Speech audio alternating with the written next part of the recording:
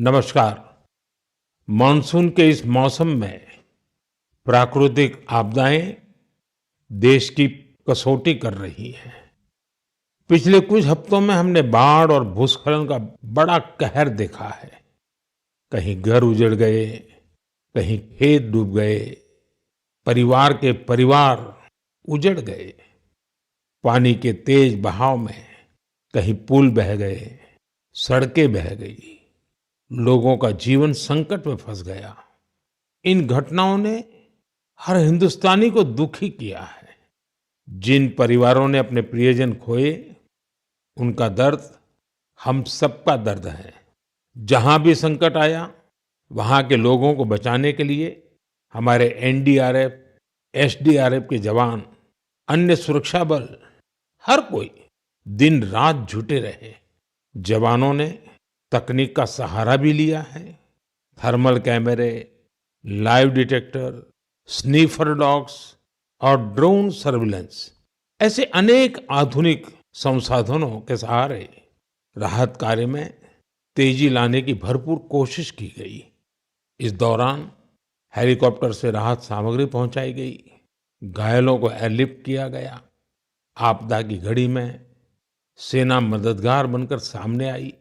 स्थानीय लोग, सामाजिक कार्यकर्ता, डॉक्टर, प्रशासन, संकट की इस घड़ी में सभी ने हर संभव प्रयास किया। मैं ऐसे हर नागरिक को हृदय से धन्यवाद देता हूं, जिन्होंने इस कठिन समय में मानवीयता को सबसे ऊपर रखा हुआ है। मेरे प्यारे देशवासियों, बाढ़ और बारिश की इस तबाही के बीच जम्मू कश्मीर ने दो बहुत खास उपलब्धियां भी हासिल की हैं। इन पर ज्यादा लोगों का ध्यान नहीं गया, लेकिन जब आप उन उपलब्धियों के बारे में जानेंगे तो आपको बहुत खुशी होगी। जम्मू कश्मीर के पुलवामा के एक स्टेडियम में रिकॉर्ड संख्या में लोग इकट्ठा हुए। यहाँ पुलवामा का पहला डे नाइट क्रिकेट मैच खेला गया। पहले ये होना असंभव था, लेकिन अब मेरा देश बदल रहा है। ये मैच रॉयल प्रीमियर लीग का हिस्सा है, जिसमें जम्मू कश्मीर की अलग अलग टीमें खेल रही हैं। इतने सारे लोग, खासकर युवा, पुलवामा में रात के समय हजारों की तादाद में क्रिकेट का आनंद लेते हुए, ये नजारा वाकई देखने लायक था। साथियों, दूसरा आयोजन जिसने ध्यान खींचा वो है देश में हुआ पहला खेलो इंडिया वाटर स्पोर्ट्स फेस्टिवल, और वो भी श्रीनगर की डल झील पर हुआ। सचमुच ऐसा उत्सव आयोजित करने के लिए ये कितनी खास जगह है। इसका उद्देश्य है जम्मू कश्मीर में वाटर स्पोर्ट्स को और लोकप्रिय बनाना। इसमें पूरे भारत से 800 से अधिक एथलीट्स ने हिस्सा लिया। महिला एथलीट्स भी पीछे नहीं रही, उनकी भागीदारी भी लगभग पुरुषों के बराबर थी। मैं उन सभी खिलाड़ियों को बधाई देना चाहता हूं जिन्होंने इसमें भाग लिया। विशेष बधाई मध्य प्रदेश को, जिसने सबसे ज्यादा मेडल जीते। उसके बाद हरियाणा और उड़ीसा का स्थान रहा। जम्मू कश्मीर की सरकार और वहां की जनता की आत्मीयता और मेहमान नवाजी की मैं भूरी भूरी प्रशंसा करता हूं। साथियों, इस आयोजन से जुड़े अनुभव को आप तक पहुंचाने के लिए मैंने सोचा है कि ऐसे दो खिलाड़ियों से भी बात करूं जिन्होंने इसमें हिस्सा लिया। उनमें से एक है ओडिशा की रश्मिता साहू और दूसरे हैं श्रीनगर के मोहसिन अली। आइए सुनते हैं वो क्या कहते हैं। रश्मिता जी, नमस्ते। नमस्ते सर। जय जगन्नाथ। जय जगन्नाथ सर। रश्मिता जी, सबसे पहले तो आपको खेल जगत में सफलता के लिए बहुत बहुत बधाई। Thank you sir. रश्मिता, हमारे श्रोता आपके बारे में और आपकी खेल यात्रा के बारे में जानने के लिए बहुत उत्सुक है। मैं भी बहुत उत्सुक हूँ, बताइए। सर, मैं रश्मिता साहू हूँ, उड़ीसा से। और मैं कैनोइंग प्लेयर हूँ। मैं 2017 से स्पोर्ट्स ज्वाइन किया था।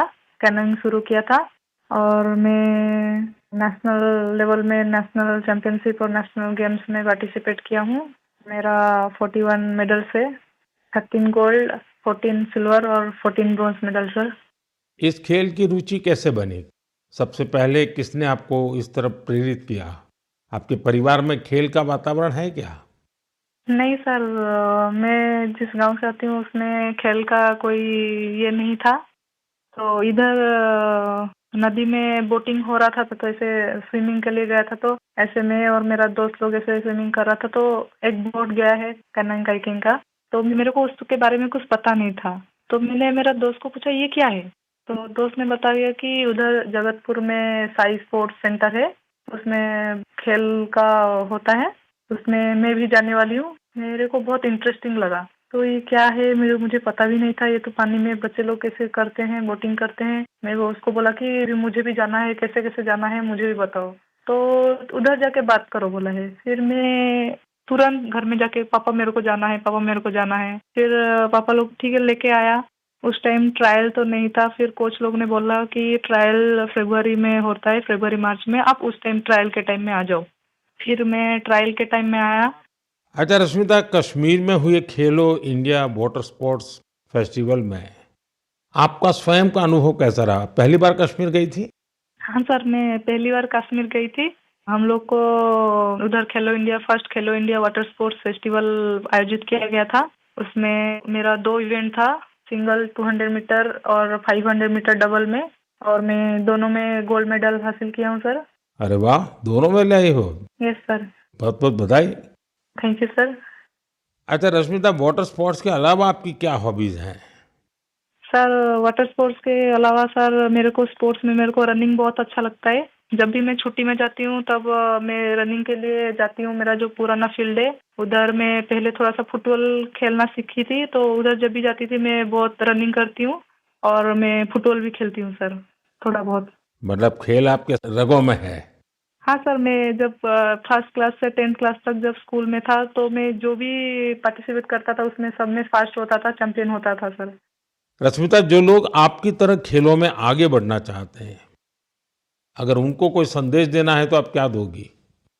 सर बहुत सारे बच्चे, उनको घर से निकलना भी मना होता है, और लड़की हो बाहर में कैसे जाओगे, और किसी किसी का पैसा का दिक्कत की वजह से वो लोग खेल छोड़ रहे हैं। और ये जो खेलो इंडिया का स्कीम हो रहा है उसमें बहुत सारे बच्चों को पैसा का भी मदद मिलता है और बहुत सारे बच्चों को बहुत सारे हेल्प मिल रहा है। उसके वजह से बहुत सारे बच्चे आगे जा पा रहे हैं। और मैं बोलूँगी सबसे कि खेल को छोड़ो मत, खेल से बहुत आगे जा सकते हैं। तो खेल तो एक खेल है लेकिन उसमें शरीर का हर अंश स्वस्थ भी रहता है, और खेल को आगे लेके इंडिया को मेडल दिलवाना हमारा कर्तव्य है सर। चलिए रश्मिता जी, मुझे बहुत अच्छा लगा। आपको फिर से एक बार बहुत बहुत बधाई, और आपके पिताजी को भी मेरी तरफ से प्रणाम कहिएगा, क्योंकि